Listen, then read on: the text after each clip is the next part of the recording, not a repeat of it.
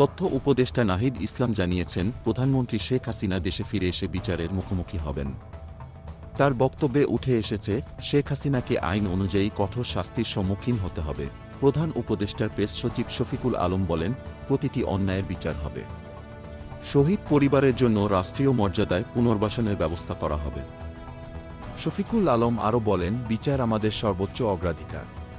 আমরা নিশ্চিত করব কেউ বিচার এড়িয়ে যেতে না পারে।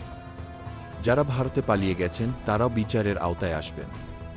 জাতীয় নাগরিক কমিটির মুখ্য সংগঠক এবং জুলাই শহীদ স্মৃতি ফাউন্ডেশনের সাধারণ সম্পাদক সার্জিস আলম বলেছেন, 4 মাস 18 দিন পেরিয়ে গেলেও আমরা আমাদের শহীদ ভাইদের হারানোর বেদনা থেকে মুক্ত হতে পারিনি।